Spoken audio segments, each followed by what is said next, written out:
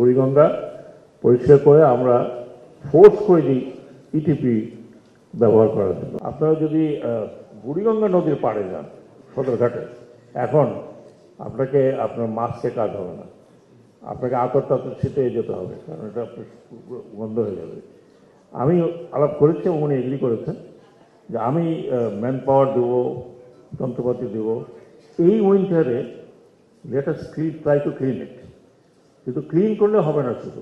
আপনারা যদি এই নদী নিয়ে যারা গবেষণা করছেন, বুড়িগঙ্গাতে এখন কোনো মাছ নেই, কিন্তু পুঁটি মাছও পাওয়া যায় না। এখন সাকার ফিশ বলে একটা মাছ, ওইটা আছে। তার কারণ হচ্ছে আমরা ইটিপির কথা বলছি, ইন্ডাস্ট্রিগুলোতে ইটিপি লাগাবে। আমাকে জানালেন উপদেষ্টা মহোদয় যে 30% বোধহয় লাগেনি। তো হোয়াট টু ডু? আমার কাছে সলিউশন আছে, ড্রেনগুলো পাকা করে বন্ধ করে দেন। Let's do it. বন্ধ করে দেন এবং আমরা উই ফোর্স দোজ পিপল, তুমি হয় ইটিপি ইউজ করো অথবা ফ্যাক্টরি বন্ধ করে দাও। এইসব মানে বহুদিন হয়ে গেছে, মানে বছরের পর বছর। আর করতে হলে এখনই সময়, নদী উদ্ধার করতে হলে এখনই সময়। আমি আপনাদের বলি যে আপনারা সিএস এবং আরএস খতিয়ানের কথা বলছেন। সিএস খতিয়ানে যদি আপনি নদী যান, এই নদী পাবেন না, ইটস নট অ্যাভেলেবল। আর যেইভাবে শুধু নারায়ণগঞ্জের পাশে এবং নারায়ণগঞ্জ থেকে আমি আপনার বোধহয় কোথায় গেলাম আমরা, নারায়ণগঞ্জ থেকে মেঘনা আশেপাশে, নারায়ণগঞ্জ বিয়ন্ড একবার যান আপনারা, যদি যেতে চান তাহলে আমি ক্রাফট তৈরি করে দিতে পারি।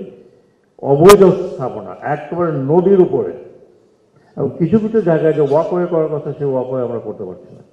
8 তলা 9 তলা 10 তলা দালান হয়ে গেছে। তো আমার কাছে, আমি যখন নারায়ণগঞ্জে গেলাম তখন দেখলাম যে উত্তেজিতভাবে পরিবেশ আন্দোলনে কয়েকজন লোকজন আসছে। গাছ কাটলাম কেন? কবে গাছ কেটেছে? যেখানে বিল্ডিং হচ্ছে। বললাম গাছ তো কাটা হয়ে গেছে, কী করা যাবে? তারপর বলে নদীর দখল হচ্ছে। তার মধ্যে আসেন আমরা একসাথে নদীর দখল উদ্ধার করি, বিল্ডিং ভাঙবো, আপনারা আসেন। কারণ আপনারাই তো তখন অন্যদের সাথে যোগ দেবেন। এই অবস্থা যদি হয় তাহলে আমরা যেই নদীর কথা আমরা বলছি, পাওয়া যাচ্ছে না, খুঁজে পাওয়া যাচ্ছে না, হারিয়ে গেছে, এগুলো থাকবে না তো। যেই নদী আমি দেখেছি ছোটবেলায়, সেই নদী নেই।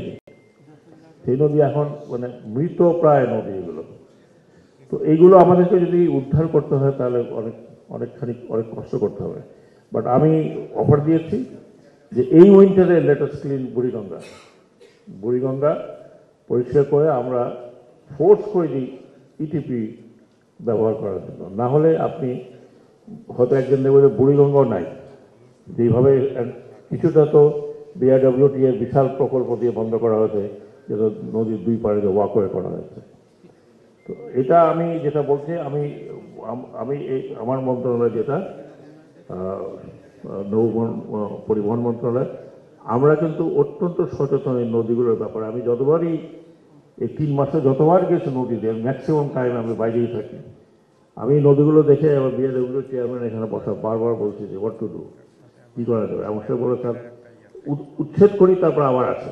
আরেকটি জিনিস, এই ঢাকার এইটুকুই আপনারা জান, যারা পরিবেশ নিয়ে কাজ করছেন বা নদী নিয়ে কাজ করছেন, মানে আমি জানি না যে আমাদের সিভিক সেন্স বলতে কোনো যত রকম মনে হয় মিউনিসিপ্যালিটির ময়লা বা পৌরসভার ময়লা সব নদীর পাড়ে। সেখানে আমরা মিলিয়নস অফ টাকা খরচ করে ওয়াকওয়ে করেছি সুন্দর করে। ঠিক ওয়াকওয়ের নিচেই আপনি দেখবেন ময়লার স্তূপ।